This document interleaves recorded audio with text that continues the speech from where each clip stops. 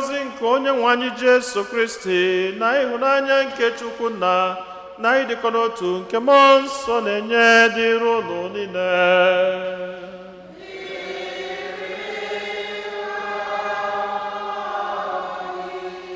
Ụmụnne m na Kristi, tata bụ ụka nke anọ n'oge emume nke Ista. Anyị niile agbakọtago ọnụ ọzọ n'obi Chineke, ọkacha n'ụbọchị tata anyị na-eme mmemme nke Good Shepherd Sunday. Anyị na-ekele Chineke maka ihe ọma niile nke ọ na-eme na ndụ anyị, maka ngọzi ya niile n'ebe anyị nọ, ọkacha odudu odula anyị n'izu ụka gara aga wee dubata anyị n'izu ụka ọfụ nke anyị banyelu tata. Ka anyị na-ekele Chineke maka ihe ọma ndị a niile, ka anyị na-ewele onwe anyị, na-ewele ezinụlọ anyị, na-ewele atụmatụ anyị niile dị mma nke izu ụka ọfụ nwa na-erunye Chineke n'aka, na-ayọ ka ọ na-edu, ka ọ na-agbazi, ka ọ na-agọzi anyị. Anyị nwere ebumnobi ndị ọzọ nke anyị ji gbakọta ọnụ n'aja masị n'ụwa, ka nrata isi a na-arụnye Chineke ebumnobi anyị niile.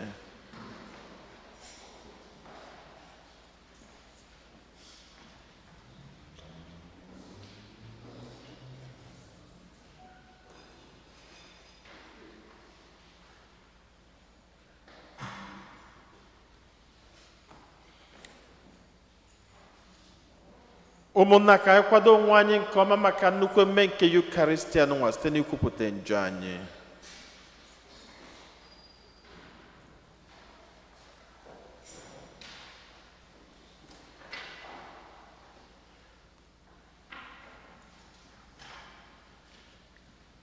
Ekwupụta m ngwa Chineke ji ike niile.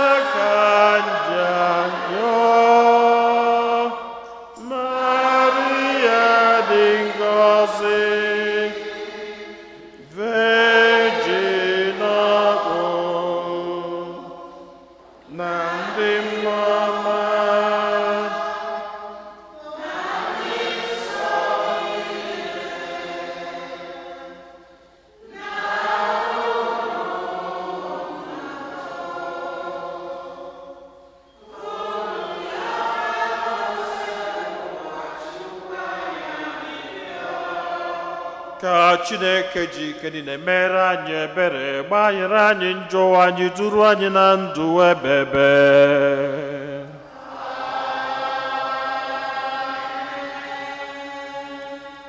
Anyị na-erunye aja masị n'ụwa n'ụzọ pụrụ iche maka udo nke ụwa.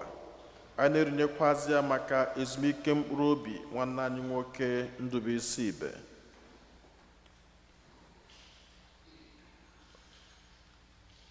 Otito dịrị Chineke n'elu kasị enu.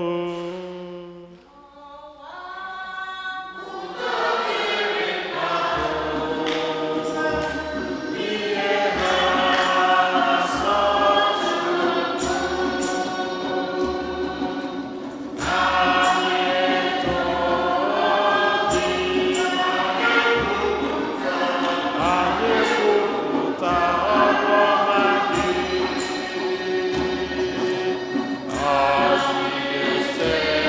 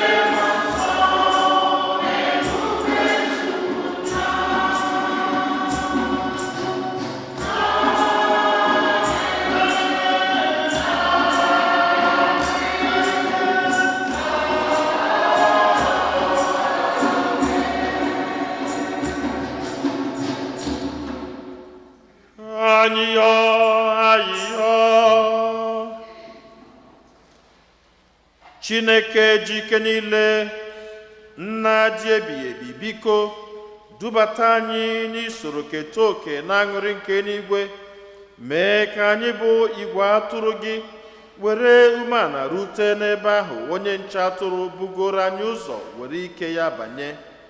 Ayọrọ nke a site na dị nwe anyị Jesu Kristi nwa gị, onye gị na ya dị ndụ na-achị n'ịdịkọ n'otu nke mmụọ nsọ, otu Chukwu site n'ụwa ta ụwa niile.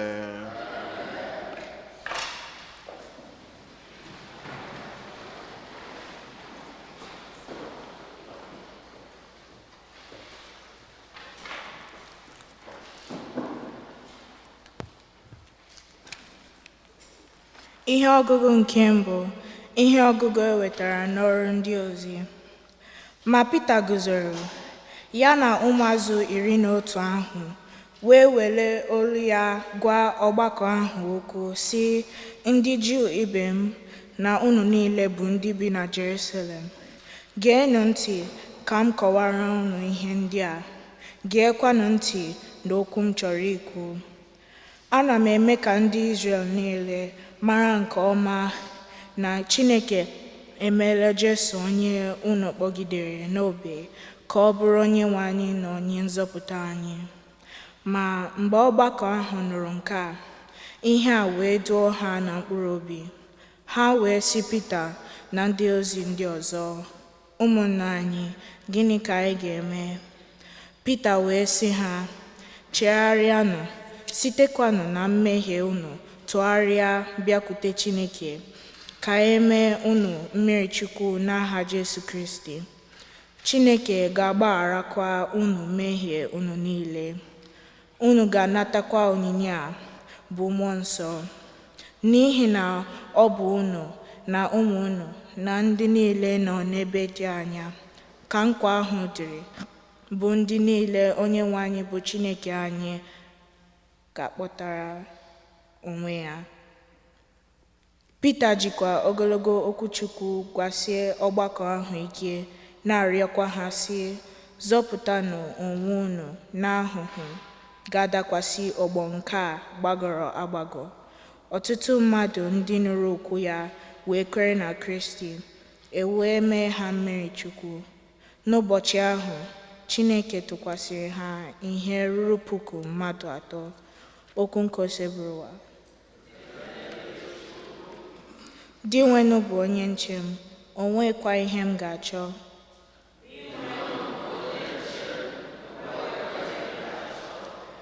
Di nwenụ bụ onye nche m, o nwekwa ihe m ga-achọ. Ebe ahịhịa ndụ juru eju ka ọ na-enye m ezumike, ọ na-eduga m n'akụkụ mmiri ka m zuru ike, ka m were kutakwa ume. Azịza.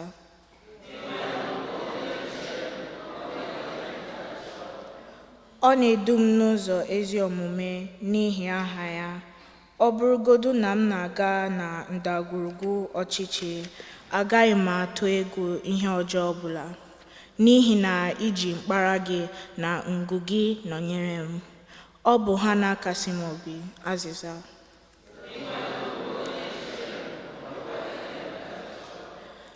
Iji aka gị kwadoro m oriri nke m ga-eri n'ihu ndị iro m. Iji aka gị tee m ude n'isi, iko m ejule n'ọnụ. Azịza.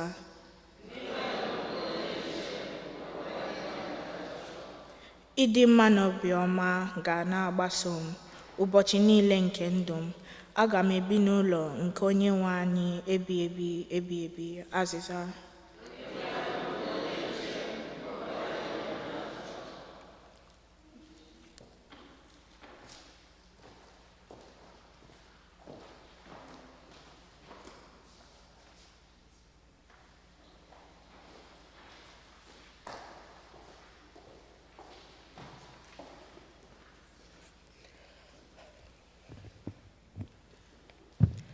Ihe ọgụgụ ewetara n'akwụkwọ ozi mbụ nke Pita dị asọ dere, unu maara na o nweghị otito unu ga-enwe, n'ihi na unu ji ndidi anagide ahụhụ nke a na-enye unu n'ihi ihe ọjọọ unu mere. Ma ọ bụrụ na unu na-anagide ahụhụ nke a na-enye unu n'ihi ihe ọma unu na-eme, unu ga-enweta ngọzi n'aka Chineke. Ọ bụ ime ihe dị otu a ka Chineke ji kpọọ unu, n'ihi na Kristi tara ahụhụ n'ihi unu, wee hapụrụ unu ihe ịma atụ nke unu ga na-eso. O meghị njọ ọbụla, ọ dịghịkwa mgbe ọbụla okwu ụgha si n'ọnụ ya pụta. Ọ kụtoghị onye ọbụla mgbe ha na-ekoto ya, ọ baghị mgbe ọbụla mgbe ha na-ata ya ahụhụ. Kama, naanị ihe o mere bụ iwere ihe niile nyefee n'aka Chineke, onye na-ekpe ikpe ziri ezi. Dịka ihe eji achụ àjà, ya onwe ya bụrụ mmehie niile mere n'ahụ ya wee ruo n'elu obe. O mere nke a ka anyị wee nwụọ n'ebe mmehie dị, bịakwa na-adị ndụ nke ezi omume. E sitekwara n'afọ ọnya dị ya n'ahụ gwọọ unu. Na mbụ, unu dị ka ụmụ atụrụ na-awagharị na-achọ ụzọ, ma ugbu a emeela ka unu laghachikwute onye na-azụ unu dị ka atụrụ na onye na-echebe mkpụrụ obi unu. Okwu nke Osebrowa.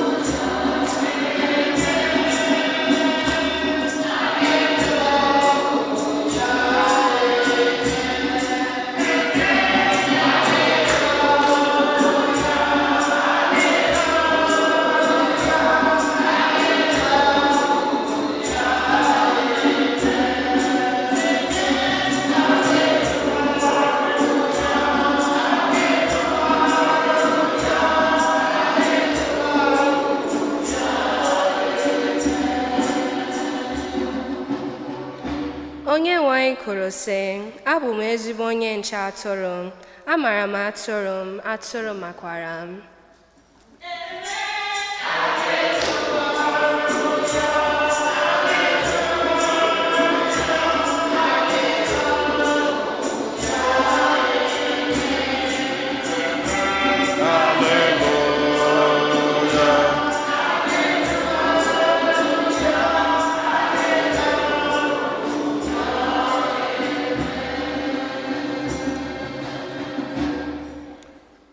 Onyenwe anyị nọnyelu ụdọ.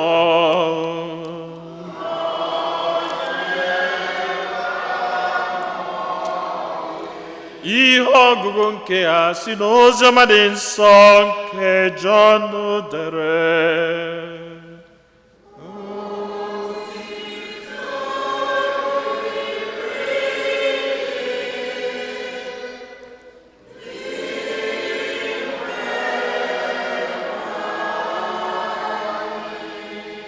Jesu kwuru sị, eziokwu ka m na-agwa unu, onye ọbụla nke na-esi n'ọnụ ụzọ banye n'ogige atụrụ, nke na-esi n'ebe ọzọ ụzọ na-adịghị arịba, bụ onye ohi na onye na-apụnara mmadụ ihe ya n'ike.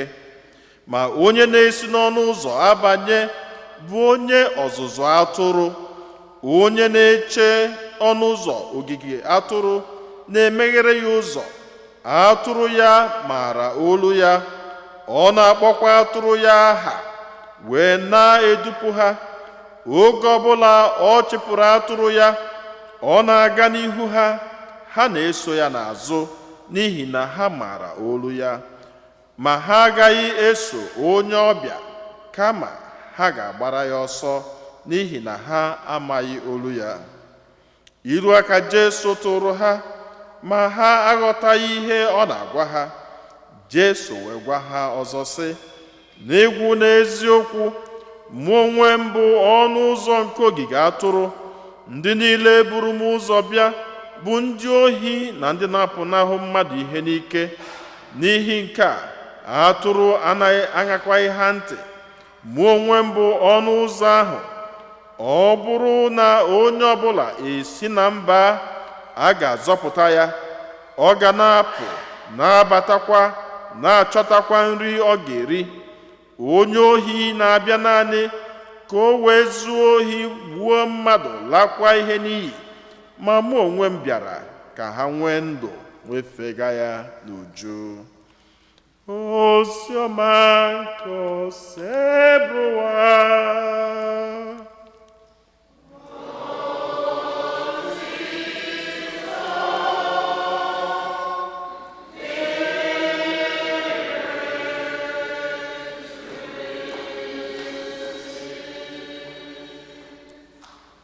Otito dịrịnụ Jesu, onye jisi ike, onye gbakata ya alụ. Abụ m onye ka bụ n'ụwa, abụ m onye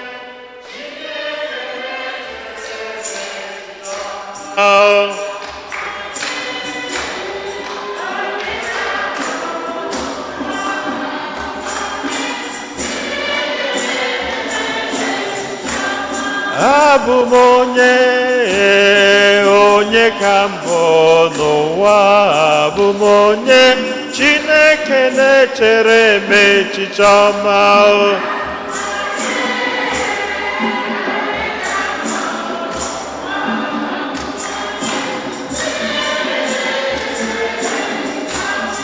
Ịbụkwa onye ka ịbụ n'ụwa, ịbụkwa onye Chineke na-echere gị echiche ọma.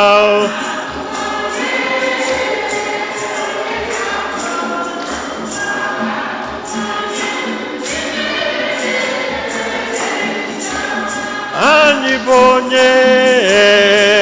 onye ka ịbụ n'ụwa, anyị bụ onye Chineke na-echere anyị echiche ọma.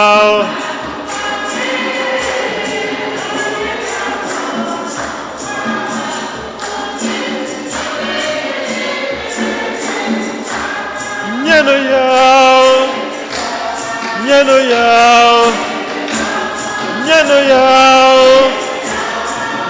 ya, nwanne m nyenụ ya, nwanna m nyenụ ya, ndị nne nyenụ ya, ndị nna nyenụ ya, ụmụaka nyenụ ya, ụmụ okoro nyenụ ya, agbọghọ nyenụ ya, onye ọbụla nyenụ ya ekele ọma. Abụ m onye ka mbụ n'ụwa, na abụ m onye Chineke na-echere m echiche ọma. Amen.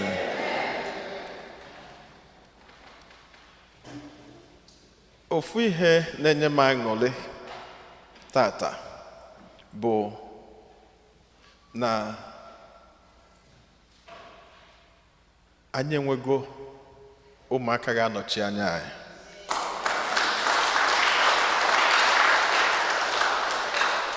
Ọgwefu njebezie tata, adịgo m happy maka na inweta ball star server was so difficult. Eventually, Nyogide Charles na Dr. Nna ana-agba keke ụmụaka ekwere abjoin. Emekata nwa Dr. Nna nke ọmarịcha nke ọcha, Uchechi bịa ha nchapụtatụ ana-agbani. Chineke mee mgbe ha na-etocha ịma na ụmụaka toro anyị ma na goyi anyị na-asị agha afụgwu ihe emelie. Chineke mee ma Solomon anụfọrọ ha, even though no me go big boy keta. If you are doing big boy for me, I will knock your head. You should be coming up here. This is where you belong. This is where you belong. You can't be doing big boy for me. Then ma Solomon mbagu aliputa maybe, yeah, and by the time you know it, in the belly join will have bido man can chonchi helene.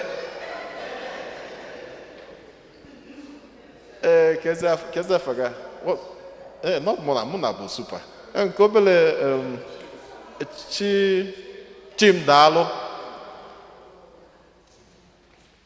She didn't believe she could walk here, and I told her, you can do it. And she's now super.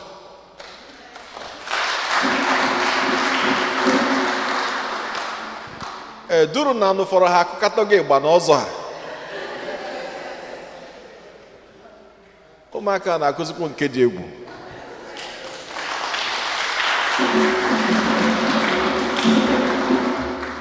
A na-ekwu ka a na-ekwu nwee nke ebitibegokwo gị because anyị enwego ndị ga-agba tụkwasị Igbo a na-agụzi ya ka a ga-asị na ọha nwe Igbo.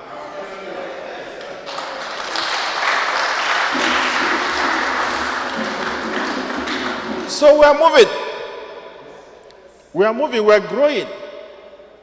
So now I need to tata. This place will never go.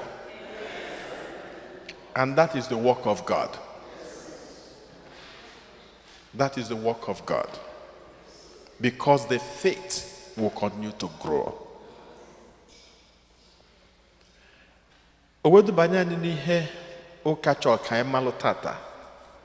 Kedi ho can celebrate tata. Ọ dị ka nje na-azụ mụ na ndị azụ adị ka mụ na ha ga-aka ụka ata. Kedu ihe ụka na-eselebreti tata? Okay, ọ wọkọta obele. Okay. Ka nnatakwazi ya n'iru. Okay. Ụka na-eselebreti good shepherd. And good is an adjective, okay? Qualifying what? When I qualify you the shepherd. And so, ihe mean bụ na ebe nwere adjective na qualify nka on the positive. You mean when adjective also ga qualify on the. And so, opposite of good bụ gịnị? And so, in the absence of good shepherd, kedu ihe a ga-enwe?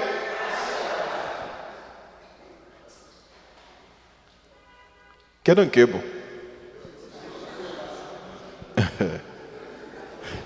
Afụnọ m onye ofe nni esiri na ajọ njọ n'ọnụ ya. Ọ gwefuru onye ọbụla na nni esichara ofe etu ọsọ ma eji ogiri wee sie ma etiri azụ ma etiri ofe ahụ ga-eme gịnị?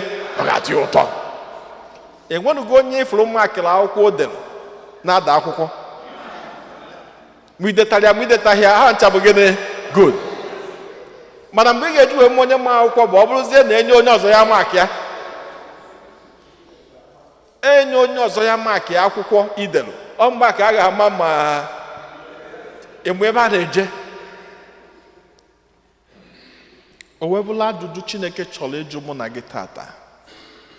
Am I a good shepherd? All of us are shepherds in different forms. Mụnwa bụ ọchị igwe atụrụ nke mbụ na ikonye m ya na kọna niile.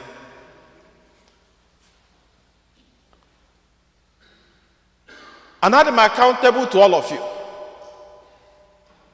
All of you.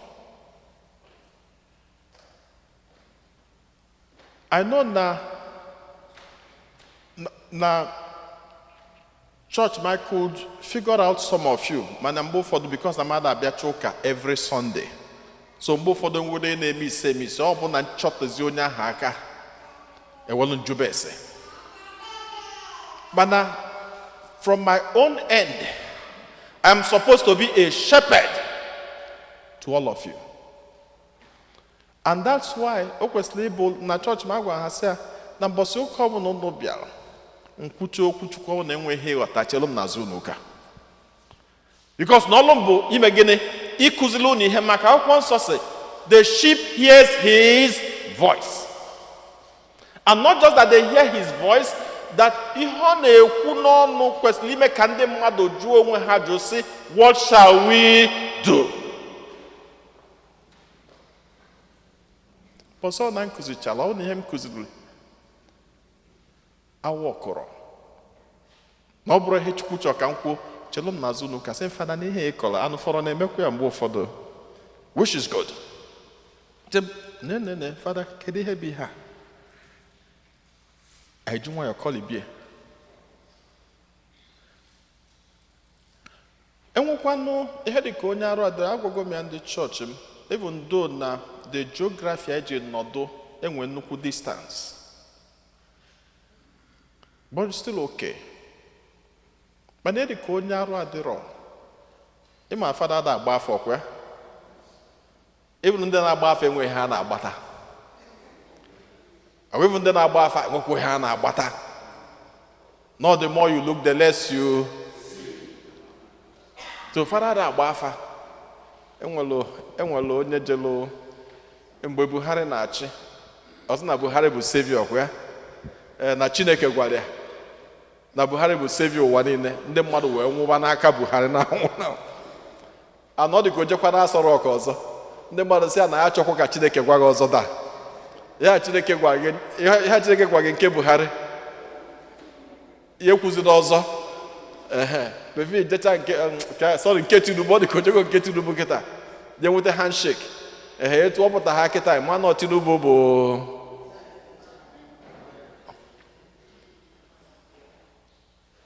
ọ bụ na ihe dị ka na onye arụ adịrọ maọbụ onye ada abịa, either that if the person or from the family maka njikwube ha bụ na one of our parishes, so onye bịa sị I have not been to church in the last 1 year and nobody asked after me.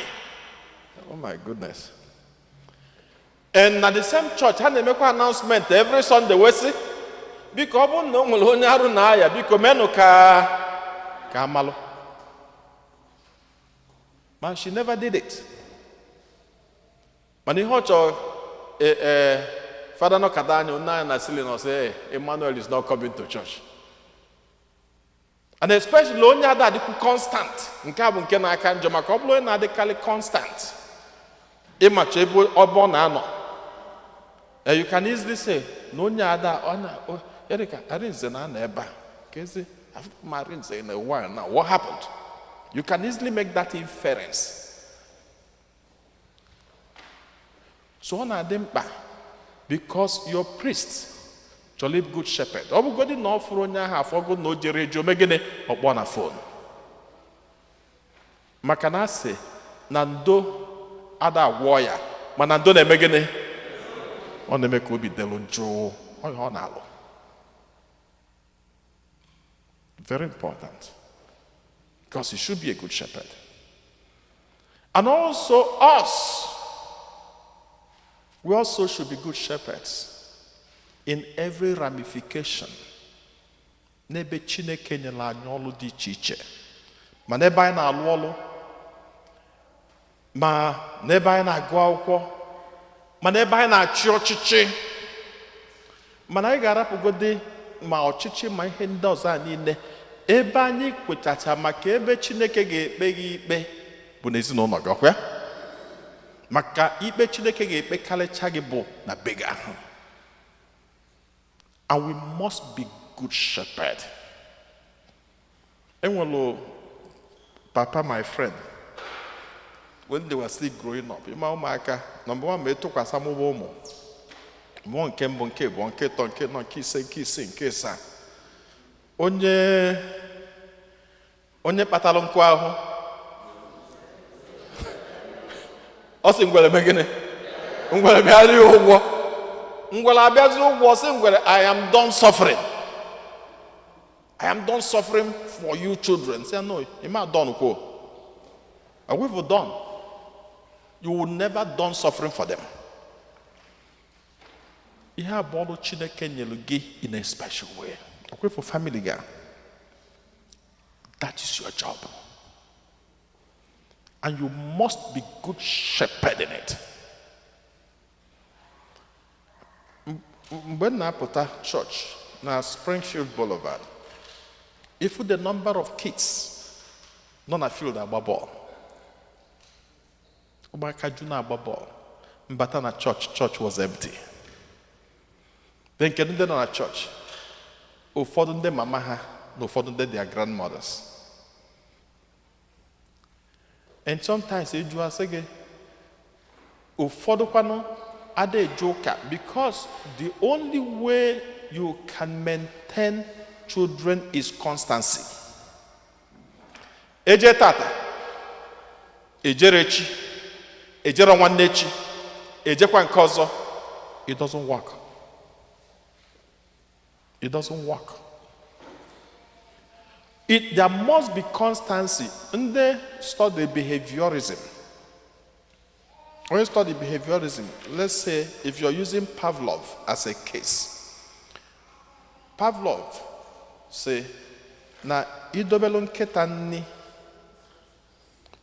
pụọ kụọ bell nkịta ha bịa megịnị olie nni ahụ ọ salivate olie nni ahụ idokwara nkịta nni echi kụọ bell nkịta anụkwa bell ahụ ọ bịa ọ salivate olie nni ahụ ịpụtazie echi idobero nni kụọ bell kedu ihe nkịta ga-eme ọ ka ga-abịa anọ ka ga-salivate nọ n'ike ọma afụzi because you have conditioned that child to corner bell niapụta.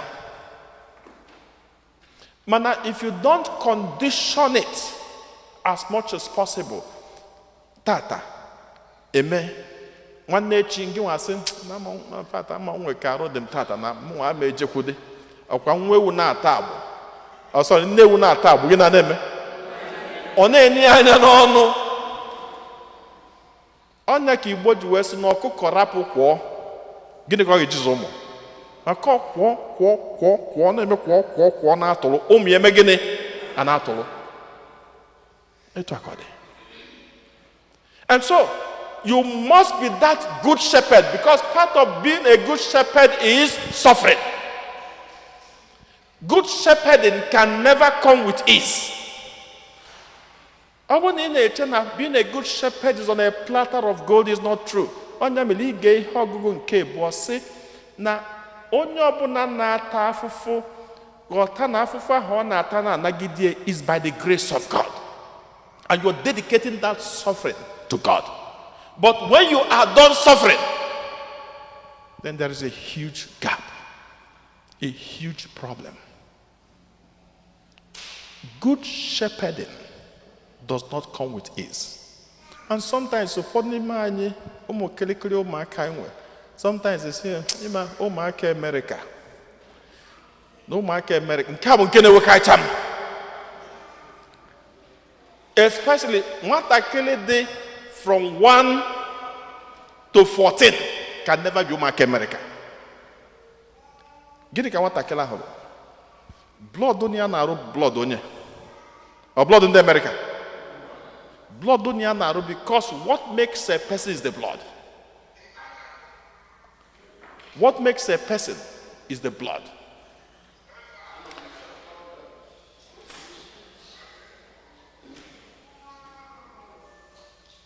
What makes a person with the blood that flows in the person? Papa na mama. Every train is an external influence. The first influence is beginning internal. And the first major influence is beginning the internal. And then sometimes only who begins from internal meet the external. The external and the internal conflicts. But they push the internal yellow. Nenyaka soft pedal the external.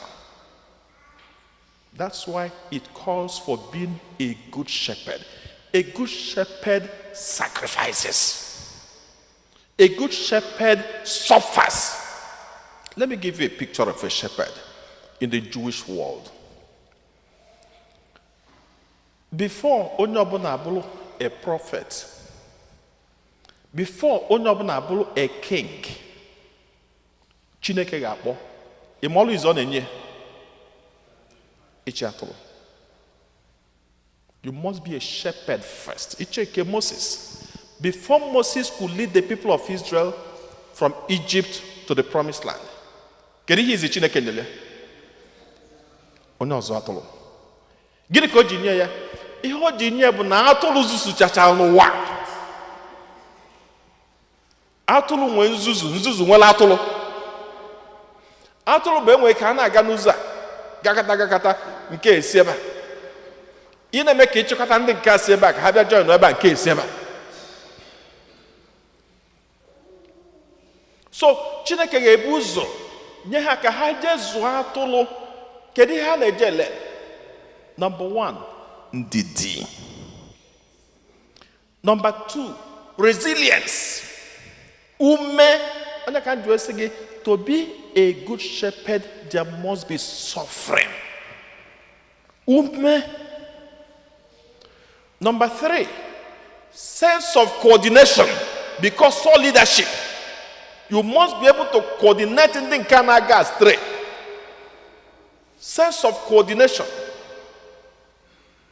Number 4, fighting for them with your blood.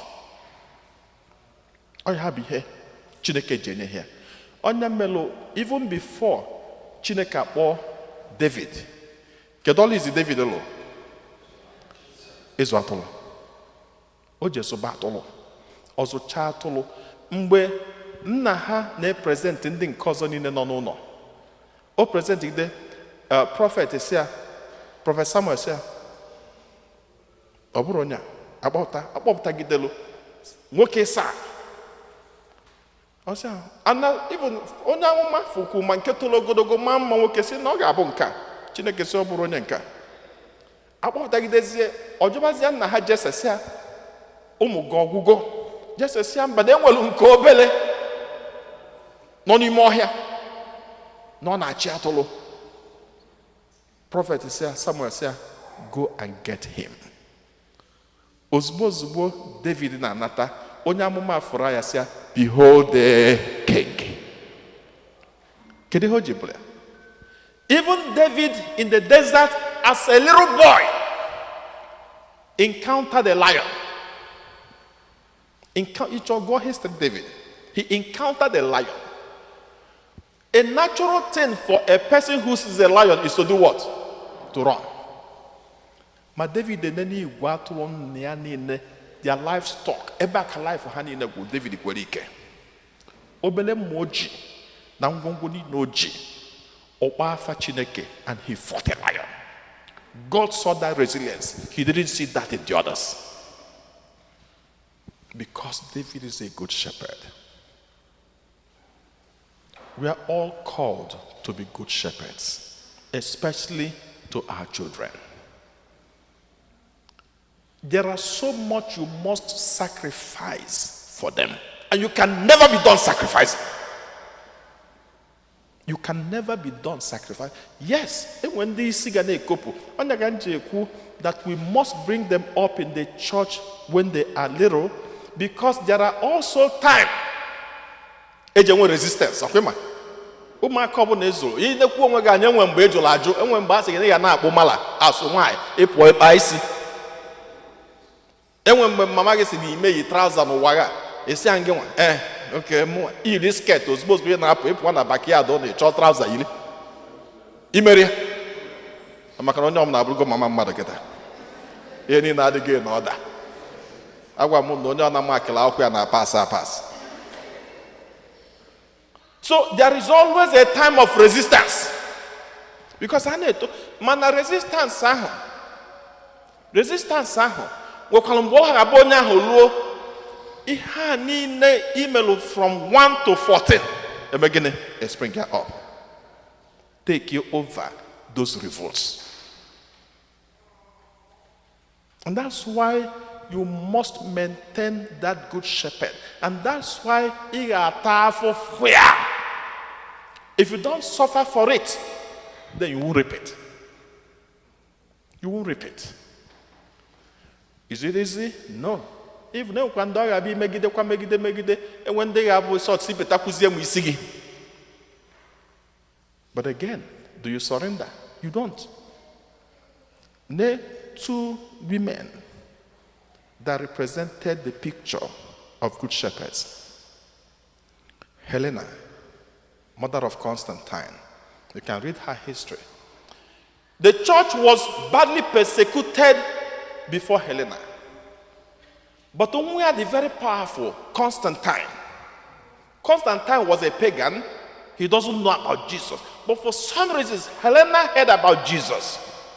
And her heart changed and he loved Jesus with all her heart. Then, Mama Machuku, Kedundo Yelesia. Omea. Wakata Constantine, Wakata Constantine. Constantine enwe hona agota. Olumbe Constantine na chi jogo to become the emperor. Mamia will obele cross. Nye. Because Helena was the woman who discovered the original cross of Christ. And not allowful to discover it. Onye Constantine obele crucifix. Constantine nene crucifix anya sị ngwanụ ịma na okwu nne mmadụ gwara ya na-abụ eziokwu. Ọ sị na ọ bụ na ihe a nne m kwuru na eziokwu, ọ bụ na ebo Chukwu ngwa na ejebe ọgụ. Owe crucifix a ti na-akpọ sị na ya melie n'ọgụ a. Na gịnị ga-eme? Ya ga-enye the church freedom. And he went to war. What happened? The war became like a sweep. Yeah. Ọkwa na-anụzi ọgụ ka ga-asị na ọgụ abụrụzi ọgụ. O meli ozugbo ihe o mebụ ọ rapụ his seat of power, which is Rome, ebe alụ Vatican, onye church. Ọ rapụ Constantinople, bụ the seat of government, nye church. Even he was not even baptized until ọkwado ọnwụ, because at that time ọ bụ etu esi confession ofula na-ayọ na-ayọ kịta. Ọkwụrụ mana enwe mgbe a na-eje confession only once. Enwe mgbe a na-eje confession only once. Ijecha confession ime kana mee njọ n'ụwa gị ọzọ enwụọ na njọ.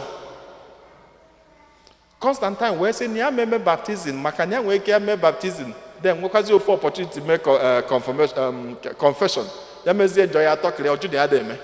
Ọ mgbe ọ nọzi n'ọnwụ ka ọ sị ngwasị bịazie mee ya mmiri Chukwu ka ọ ga ya nwụzie ya.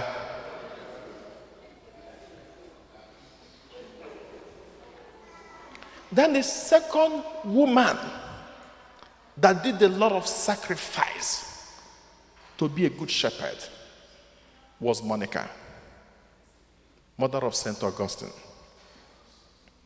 Augustine. Augustine, anya ka na-ekwu efefuru nwa a na-amụ enwe nke ọ ga-abịa ịmụta even na ntị a na-afachiri from every corner. Enwedị ihe na-aba ọ bụrụ ụmụaka baya sị na enwezi ihe a na-aghọta. Enwe ndị enwe ihe ha na-aghọta. Ọsọ gị na-akọ if na iji otu kwugide kwucha si ọkwa ifuru ụlọ apụbago m mpụ kịta zaa na see efela n'ibe ụmụnne gị ka ha lara ụla na ana m apụta ọsọ gị ịma na adị ese okwu. Ọ mgbe ijechazi bata efela ahụ etu ịrapụrụ ya ka ọ ga enene gị. Una even mgbe ịbatazi abata ụlọ dịtụ mma tupu ị pụọ, mgbe ịbatazi abata nke ị ga-afụzi ga-asị asị nọkadịsị mmadụ ka e mụrụ ihe a ka ọ mụọ. Enwe brand. But being a good shepherd takes you to fight those brands. Being a good shepherd is not I'm done. You can never done. You can never done. You know, eche nke a ga-abịa wetazie Chineke dobie na lapụ gị inye tii n'ụtụ ije ọla ịnata n'ihi inye tii Chineke ji nwa ọzụgide gị ụmụaka ha zọcha egobara ha etu isi bu ha for 9 months. You have to work for it. You have to work for it. Monica mụtalụ nke ntị ochie. Nwa nwoke ofu mkpụrụ ntị adịrị ya. Ofu mkpụrụ. Mana ofu ihe Chineke nyere nwatakịrị ahụ bụ gịnị? All the overly intelligent. Mana agịrịga dokwe na ahụ ekwekwo ka intelligence ya megịnị manifest ya. Nni echugharị ya n'azụ. Ọ bịa na Brooklyn nọdụ. Mami anụ na ọ kpatago na Brooklyn. Mami agbata na Brooklyn. Jee na Akụ Street ebiri. Ya wee cherie. Ọ fụrụ na mami agbata Brooklyn ọ naba Long Island. O jee na Long Island ọ sị ọtụba nwaanyị ime. Mami achụla jewe Long Island. Okwa Long Island ka enwe ọ na mami abịa ọ na Pennsylvania. Etu aka nwatakịrị a si gbaligide all over. Mami achụgharịgide until one day God arrested him. Mami wee kpọrọ ya wee jụọ ụka for the first time in a very long time. Because he was not going to church, he rejected everything about God. But he was extraordinarily intelligent. Mami akpọrọ ya jee ụka. Chineke mere ebele ụbọchị ahụ bụ na onye kaloka ụbọchị ahụ a church has a mafia, but no, he was a bishop. And that bishop was also very cerebral. So in my house, Oboro, meeting Oboro. So Bishop had a Kuchuku, that was on Easter. Bishop had a Kuchuku, Augustine Nege. And God was arresting him. Bishop Kuchuku, after Mass, Mamma Aduli Jekulu Bishop, Augustine Jobia Juju. From Ejia Juju, Akweta Kankata Sipido. By the time you know it, Akweta Kesi Merikazia baptism. By the time you know it, Augustine became a holy man different from whatever he was known for. And by the time you know it, the whole community will say, because he may lie, your father. Go Kabazala Yoka. Chatakononya Nekumaka. Obodo say, see what is the coach here to fool, see what then coffee. By the time you know it, he was made the bishop of North Africa. By the time you know it, he became a saint. And by the time you know it, he wrote books. Also, one of his books, but one of the contents about my soul shall never rest until it rests in the Lord. By the time you know it, there is no way you can become a priest today without reading the theology of Augustine and the theology of Aquinas. The bedrock of the teaching of the church, including the bedrock of it, both Augustine and Aquinas. Now, Ogutendolo Jolajo, Kachidekeji Melo Isyuno. Omonemna Christi, invest your time, invest your energy, invest your resources, invest you to the growth of your family. Can I work with selfishness and selfishness? Getting money and power. Money and power. And everybody money is no money and power. No two. Money and power. Everybody money and power. Unyona dozi kwa bie. Eseboku ni na. Ana amụta nke ndị ọcha. Divorce. No. Ana anagidekwo maka echi. Onye ọbụla jisi ike. May we continue to be the good shepherd that the Lord wants us to be through Christ our Lord. Ama m onye nwe phone na-anara gị ha, and I don't want to hear that phone again. If I hear that phone, I will throw it away. Don't insult God.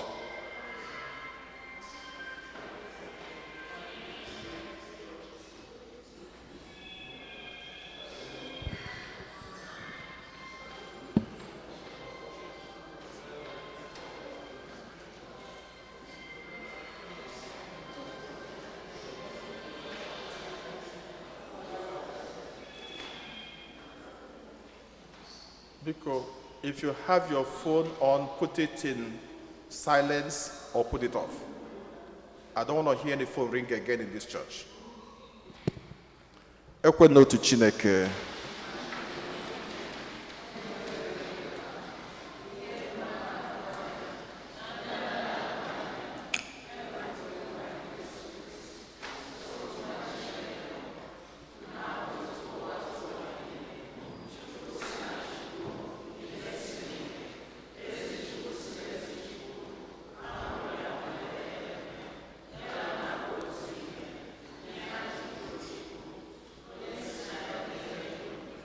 Maka ihe anyị bụ mmadụ na maka ihe nzọpụta anyị si n'eluigwe gbadata, ọ bụrụ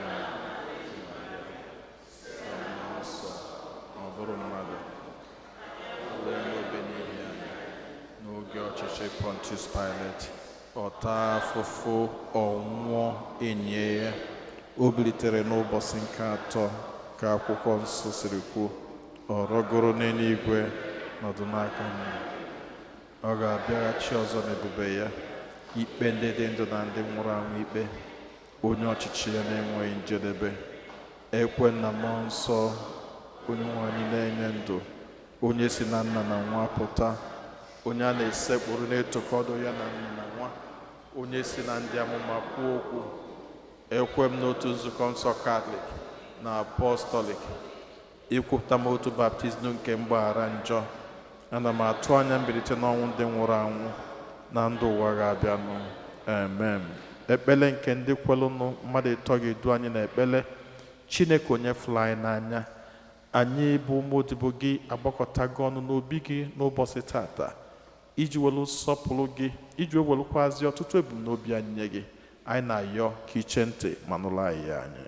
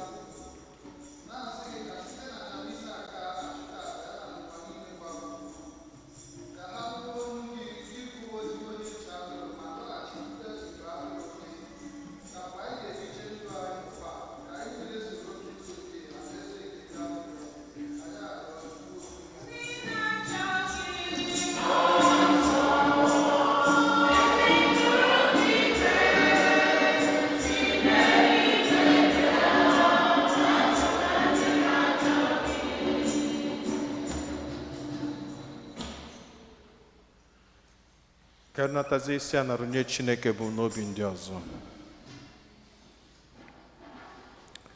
Chineke onye fụrụ anyị n'anya, anyị niile abịago n'iru gị n'ụbọchị tata igosipụtala anyị na ezigbo onye ọzụzụ atụrụ na atụrụ ya na-anụ onye na mgbe ọ batakwanụ na ha na-esie.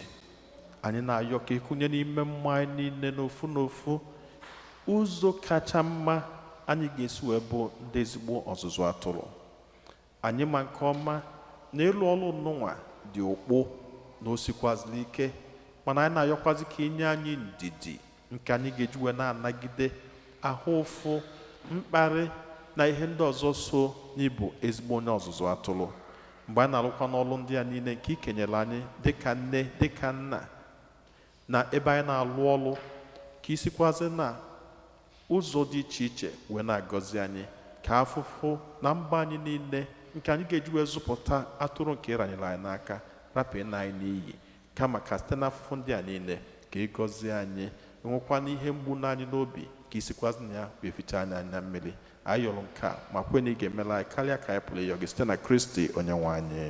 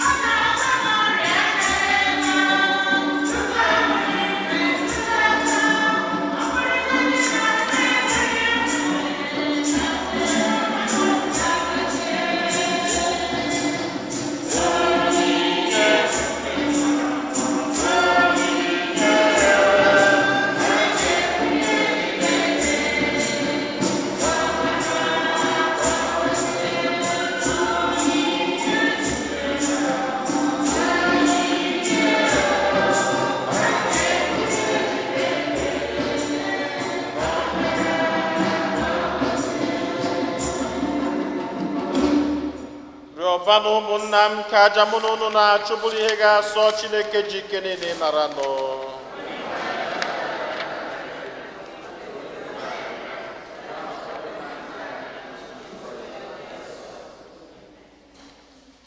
Onye nwe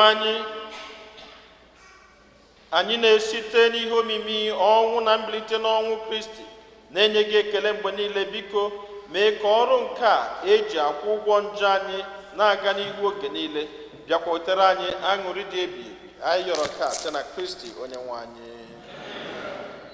Onye nwe anyị nọnyelu ụlọ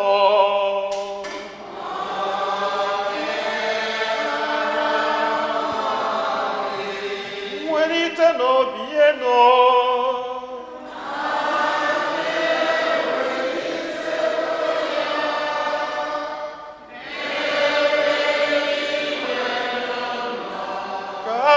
n'ụdị nwenụ Chukwu anyị ya ekene.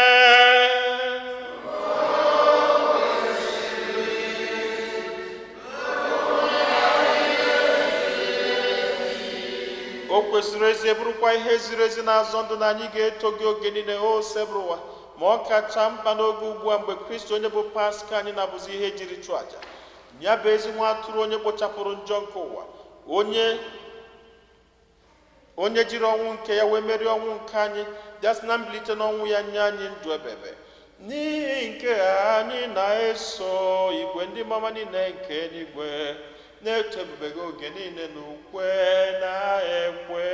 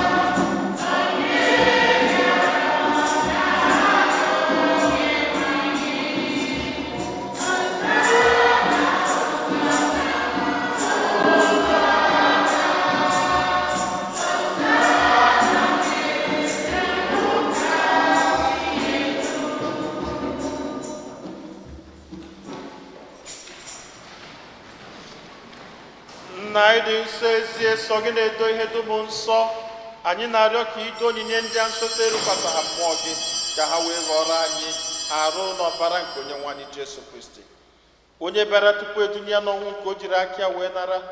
O were achịcha nye ekele na otito nyawa ya nye ya ụmụazụ ya sị, naranụ nke a rienụ ya unu niile, nke a bụ arụ m nke a ga-eduru nye maka unu.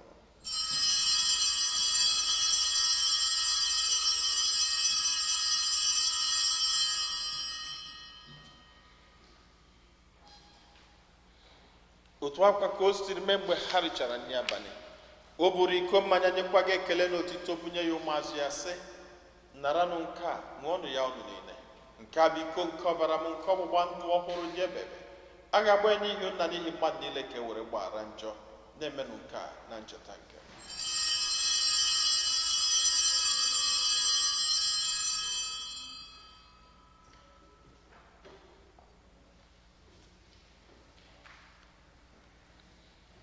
Ka anyị kwupụtanụ n'ihe omimi nke okwukwe anyị na-eme ugbu a.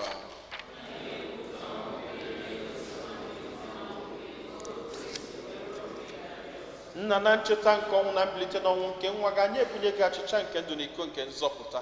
Anyị na-ekele gị n'ihi na ikwere ka anyị dị mma ikwuru n'ihu gị na-efe gị.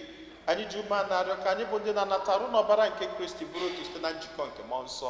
Nna, cheta nzukọ gị gazuru ụwa niile, menụ ka ịhụnanya gị jupụta ya. Gọzie pope anyị bụ Leo na bishọp anyị bụ Robert na ndị ofe ọlta gị niile. Chetakwa ụmụnna anyị ndị ji okwu wee gaa n'ezumike nke ọnwụ, kpọbata ha na ndị ọzọ niile nwụrụ anwụ n'ihe nke ebube gị. Biko mere anyị niile ebere, ka anyị soro Virgin Maria dị ngọzi nne nke Chukwu na ndị apọstụl na ndị nsọ gị niile n'imerụ uche gị na wee keta ndụ ebebe, ka anyị sorokwana ha na-eto gị na-edo gị ebube site na Jesu Kristi nwa gị. Ihe niile kere eke na-eso ya bụ Kristi, na-esikwa n'ime ya na n'aka ya, na ịdịkọ n'otu nke mmụọ nsọ, na-enye gị bụ Chukwu nna ji ike niile nsọpụrụ na otito niile site n'ụwa tụ ụwa niile.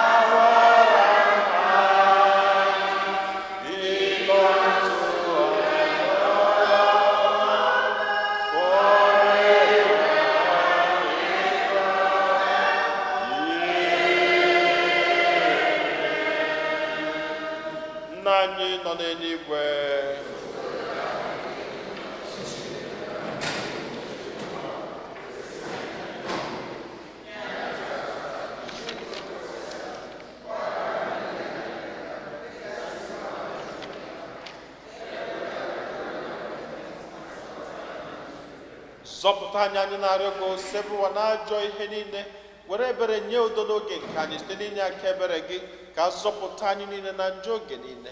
Anyị were gbanahụ nsogbu niile, were nchekwube dị nsọ na-atụ anyị maka mbịaghachi nke onye nzọpụta anyị Jesu Kristi. onye nwe anyị Jesu Kristi, onye gwara ndị apọstụl gị, udo ka m na-arapụrụ n'udo nke m ka m na-enye, na-elekwa n'anya na njọ anyị, kama lekwasị anya n'okwukwe nke nzukọ gị. Nye ya udo na-edikọ n'otu mgbe niile ka uche gị siri chọọ, gị bụ dị ndụ na-achị ebe. Udo nke ose bụ ụwa dịrị unu mgbe niile.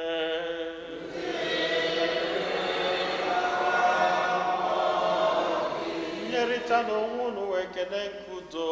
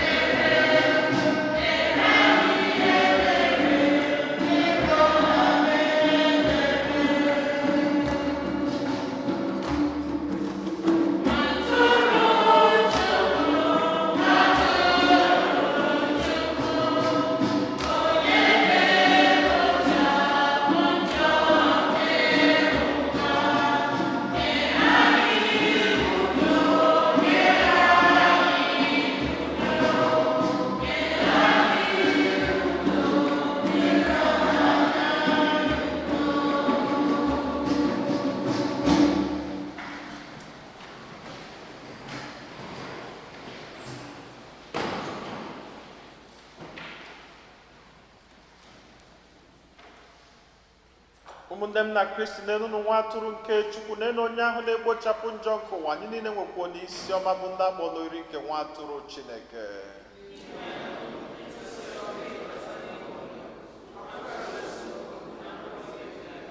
Karụ n'ọbara Kristi chekwaba anyị niile were na ndụ ebebe.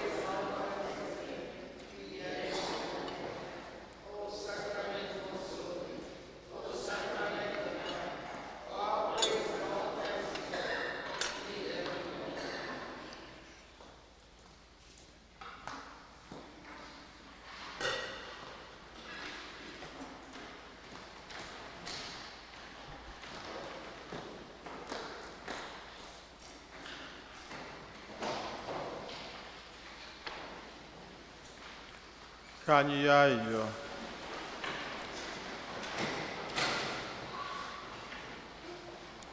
Ezigbo onye nche atụrụ, biko were ebere gee ntị nụrụ onu anyị bụ igwe atụrụ gị. Ọ bụ ọbara dị oke ọnụ nke nwa gị ka i jiri gbapụta ụmụ atụrụ ndị a. Biko were obiọma gị kpọkọta anyị n'oriri nke ndụ ebighị ebi. Anyị yọrọ nke a site na Kristi Onyenwe anyị.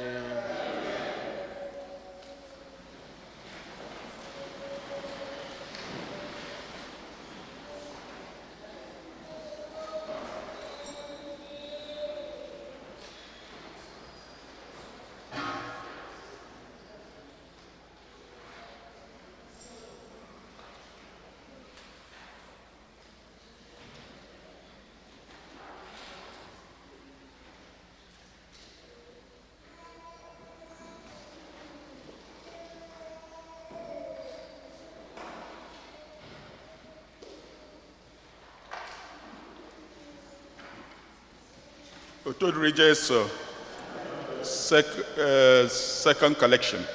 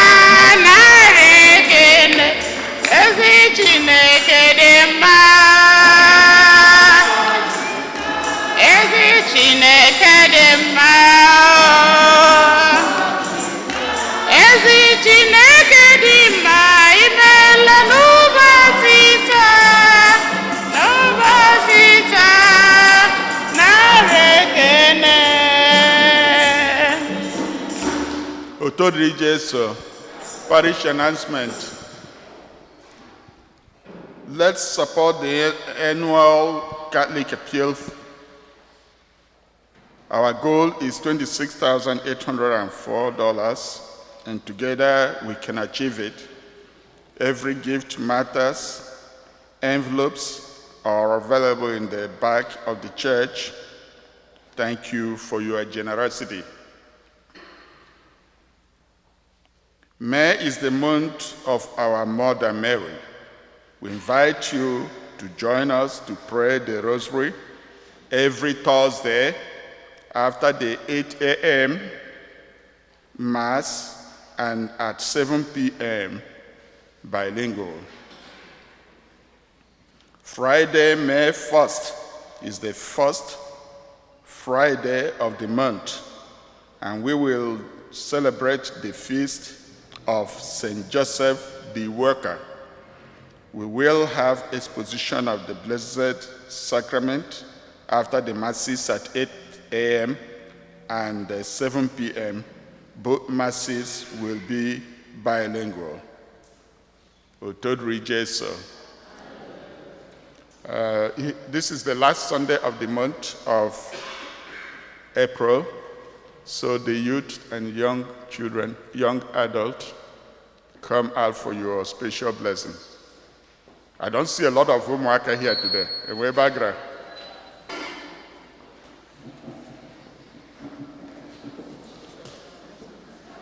Give your child some change.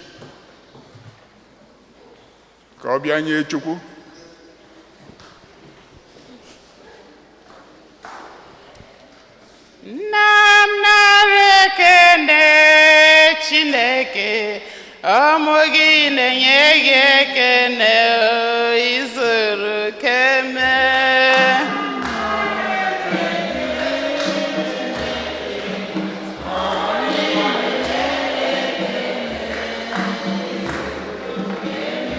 Jai narekene Chineke omugi nebunia hageno izuru keme.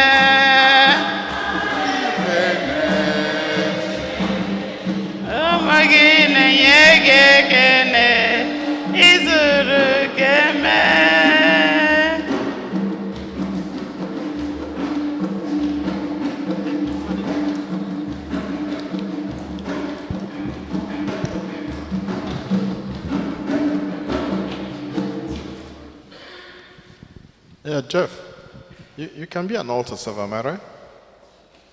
Yeah. You can. Okay, so after you talk to Dr. Anna, you can make it? You can. You were in Nigeria, am I right? So you can be here. So stop sitting with daddy anymore. Okay, so let's clap for one new altar server.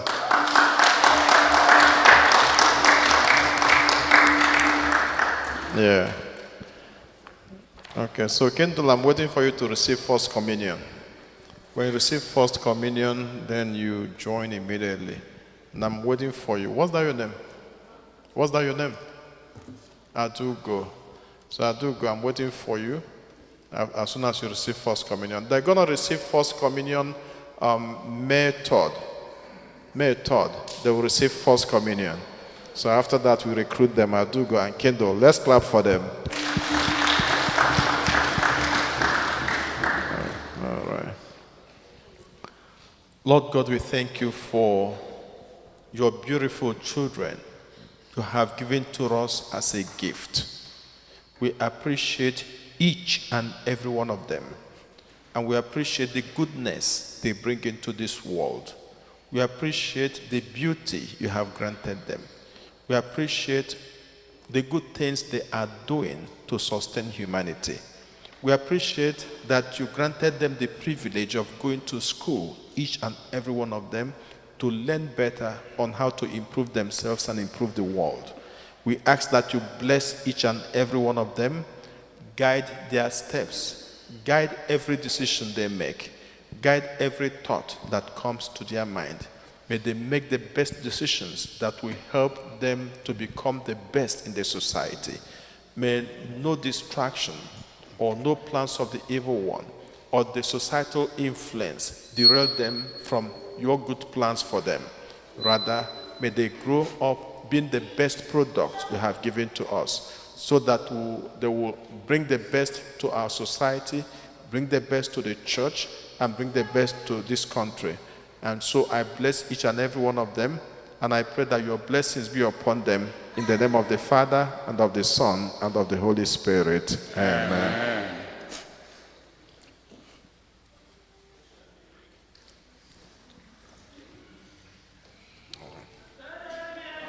God bless you.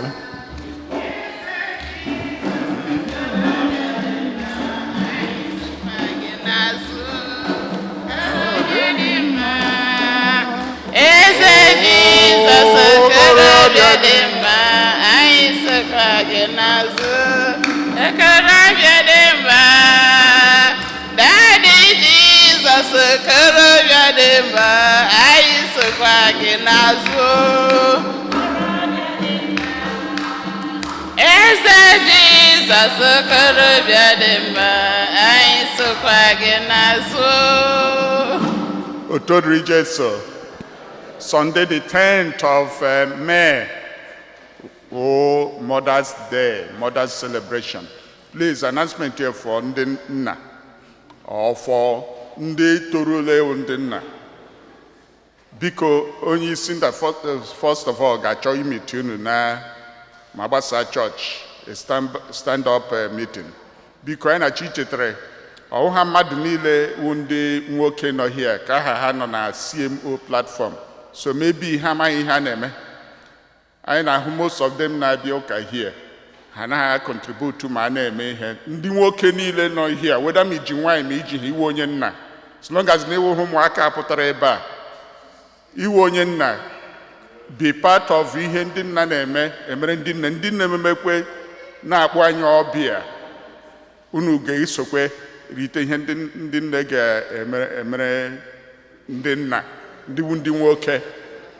You can be a father by different means. Please, ime bụ ihe mere ga-ahụ ndị si ndị nna, Sir Mark and Sir Nebo. Please, oge rule, we don't have time anymore. Ndị nne maka ese media own, but ndị nna bịa ị na-achụgharị ha achụgharị.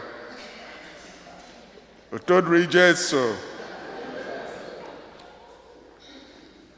Because today, I nwere enwere program Father Cosmos Oyo ka our youth ụmụaka ị na-eme.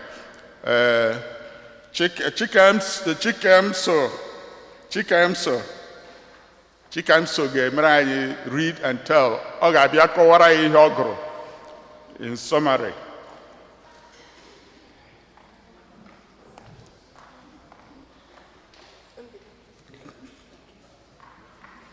Okay, ewetara nke akwụkwọ nke ngụ bụ Proverbs chapter 3.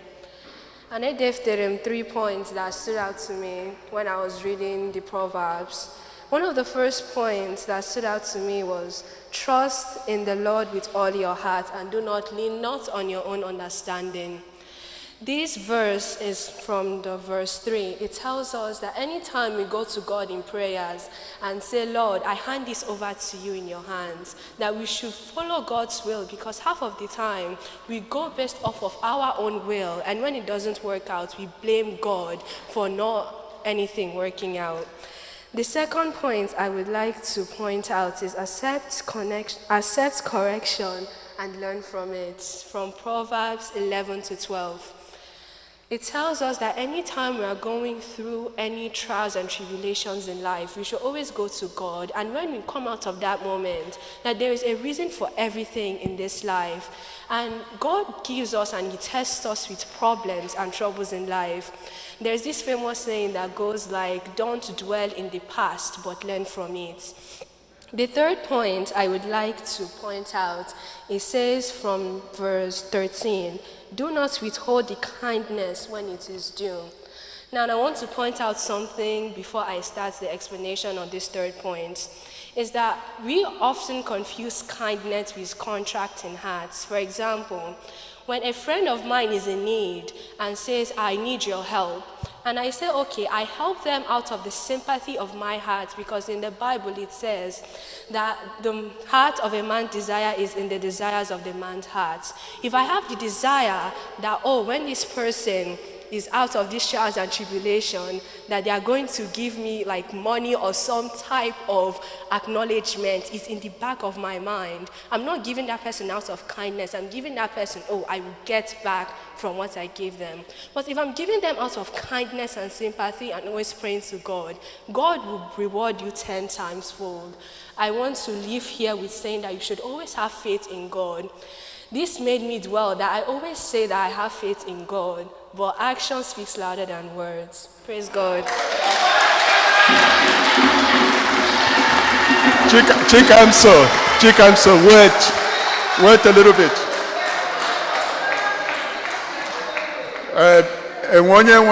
Any question? Anyone? Uh-oh.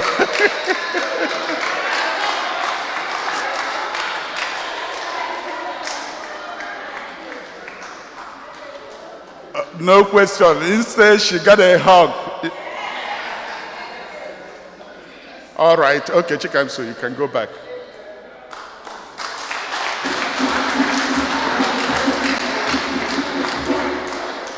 Otodri Jesu. On any birthdays this weekend or this past week? Birthdays? On your birthday, yeah? All right. What about anniversary?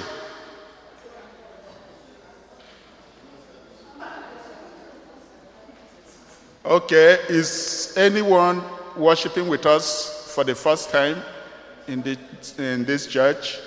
Anybody watch? Okay.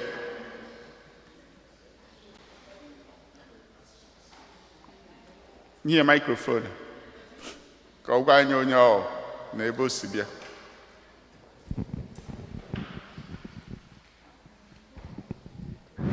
Otodri Jesu. Abụ m Prọfesọ Chinwonye bụ.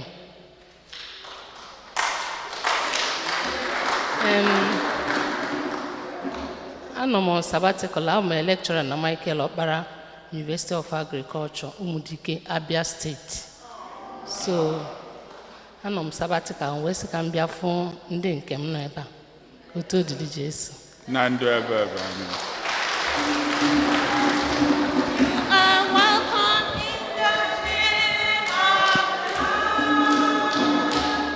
You are welcome in the name of the Lord. I can sing you the glory of the Lord. You are welcome in the name of the Lord. Prof, you are very much welcome to our church. Now, all the you are 1 year sabbatical here. Now, here. So, kind of 1 o'clock every Sunday. Otodri Jesu. Because kind kele umuaka ingro reading today. Chikamso and Chidera. Father. Okay, Chikamso and Chidera come out. And all the Israel boy, they both have given the mini talks.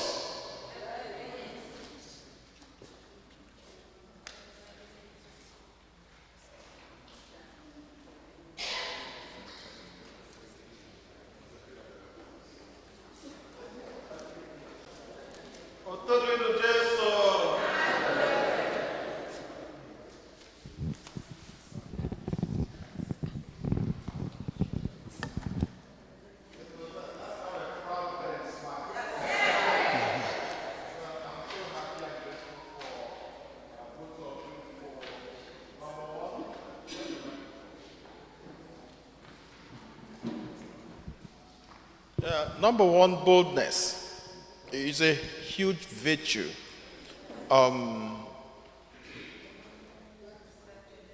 Chidera was the first to make the attempt, which is not easy. Like you don't even understand what the question was. You don't even know, nobody has given you any masterpiece. But on your own, you decided, let me do it, irrespective of. So I love the courage that you manifest always, which is beautiful. Thank you.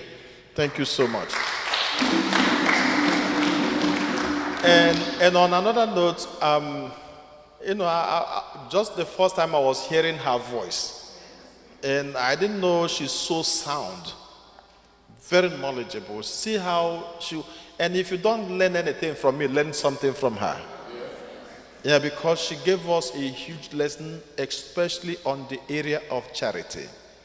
Imani haine mebu onye na-enye anyị bụ onye anyị na-enye.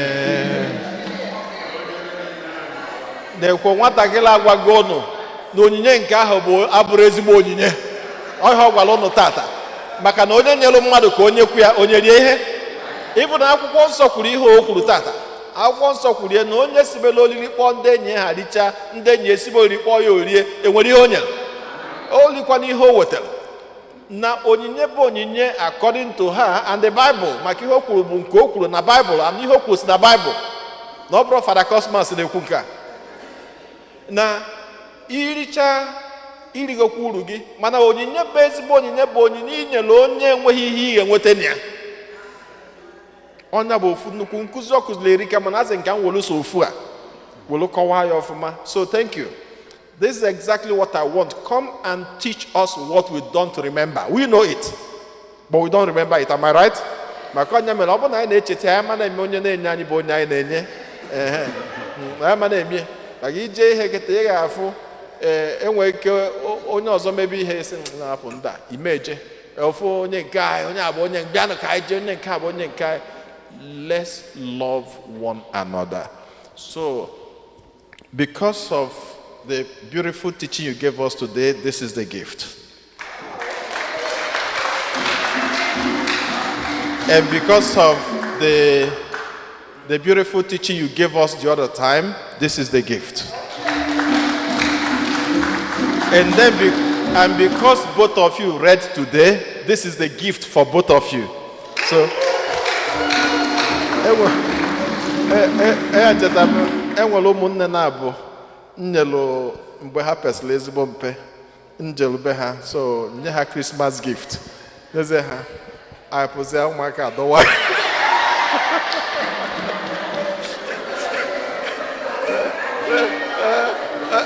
n'onwe gị bụ onye nke anyị onye ngo So don't tear it into pieces. Afterwards, somebody will change it for you so that it becomes separate. Huh? Thank you for your rendition. Thank you for availability. Thank you for working for God. Huh? Thank you. Well, amazing. Afterwards, you give to your sister. Huh? All right. Okay. Thank you. God bless you. Huh? Thank you. Yeah, good. And ihe anyị ga-eme bụ next Sunday. Onye ọ na-atinye ego n'akpa. Next Sunday, I get new in for ụmụaka. And we have, because that one can sustain Noya for a longer time. We will continue to obele manke malaki nyela yo hanine kaine use mankunu with them. And I get nyezi ezbo nyinye next Sunday, God willing. When we can sustain ụmụaka, they need to be happy, and we are happy when they are happy. Am I right? All right. Thank you. Otodri Jesu, Adanna.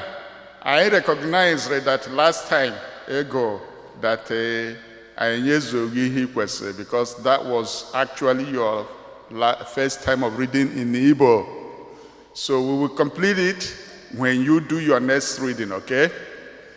Otodri Jesu. And Biko, this bulletin here emphasizes Father equally before, but we have to lay emphasis on it. If I had no local, please turn your cell phone off or you put it on silence. It is here. If you're going out, please pick the bulletin. So we are not the ones saying it. Don't let anybody remind you of silencing your phone once you come into the church. Biko Munachi and Chim